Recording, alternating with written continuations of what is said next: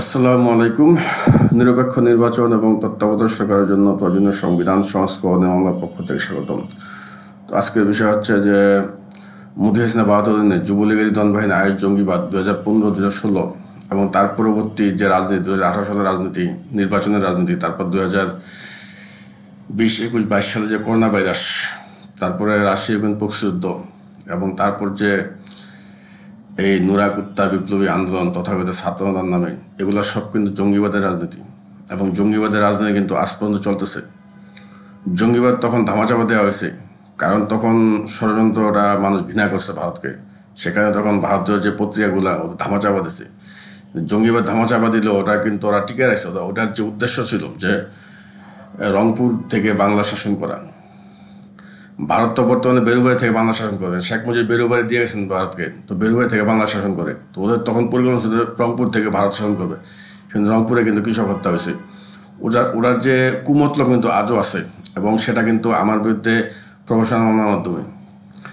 এখন যে ওদের যে কুমতলব যে ঘোড়াঘাটের সামরিক করিডোর তো করিডোর, একটা শুধু করিডোর না, এটা সামরিক ছাউনি হবে এবং ওখানে সেনাবাহিনী থাকবে এবং নিচে কিন্তু বিমান ঘাঁটি হবে এবং শিয়াল কাঠ বাঘ, যে শিয়াল কাঠ বলা হয়, যে গোড়াঘাটের যে শিয়াল কাঠ, এবং শিয়াল কাঠটা হচ্ছে মানুষ হত্যা মেশিন। এবং এই শিয়াল কাঠ করে কিন্তু গত 10 বছরে 1500 মানুষ মারা হয়েছে কমপক্ষে বাংলাদেশে।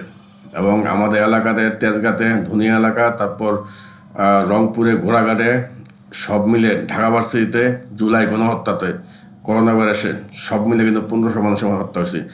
সুতরাং এদের এবং এই বিষয়গুলো কিন্তু পত্রিকা গোপন করতেছে। প্রথম আলো হচ্ছে মানে কুখ্যাত ভারতের দালাল, বাংলাদেশ প্রেসিডেন্ট কুখ্যাত ভারতের দালাল, এরা সব কিছু গোপন করতেছে এবং এরা শুধু নির্বাচন করতেছে এবং তারা এই নির্বাচনের মাধ্যমে কিন্তু এটা তার লক্ষ্য হাসিল করার ইচ্ছা। এখন কথা হচ্ছে যে নির্বাচনের ডেট হচ্ছে দুটা, একটা হচ্ছে যে ফেব্রুয়ারি, আরেকটা হচ্ছে এপ্রিল, এবং আর কিন্তু কোনো নির্বাচনের ডেট নেই। এবং আরেকটা উপায় হচ্ছে যে নুরাকুত্তা বিপ্লবী ইউনূস ওরই ক্ষমতা থেকে ওই সামরিক করিডোর বাস্তবায়ন করা। এখন 2026 সালের ফেব্রুয়ারি মাসে যে নির্বাচন, এটা হওয়ার আমি কোনো সম্ভাবনা দেখি না। কারণ নির্বাচনের তফসিল ঘোষণা করতে 3 মাস আগে, এখন কিন্তু অলরেডি কিন্তু ডিসেম্বর চলে, জানুয়ারি ফেব্রুয়ারি চলে আসছে। 3 মাস আগে তফসিল ঘোষণা না করলে কিন্তু নির্বাচন হবে না এবং নির্বাচন হওয়ার কিন্তু সম্ভাবনা খুব কম, নির্বাচন আটকে গেছে।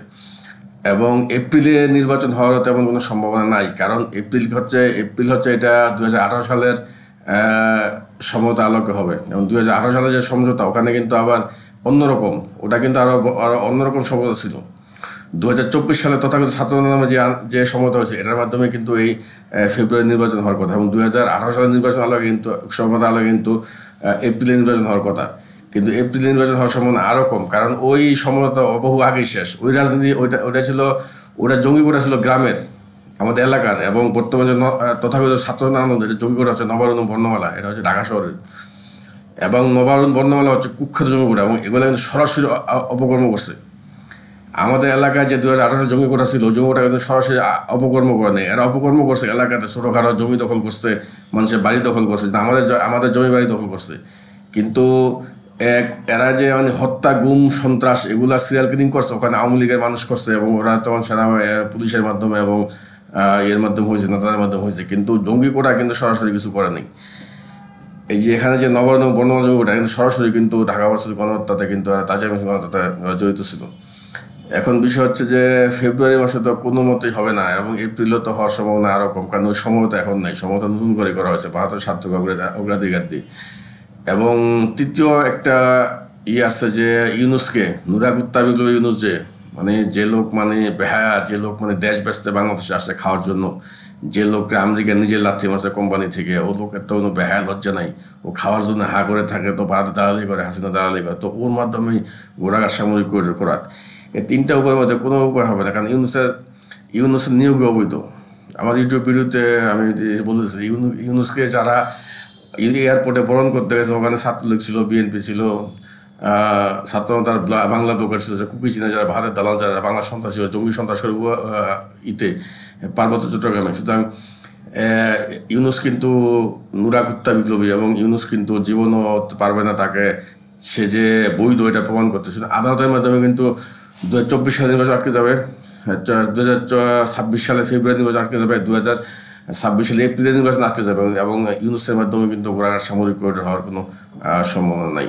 এটা আর কি। ধন্যবাদ।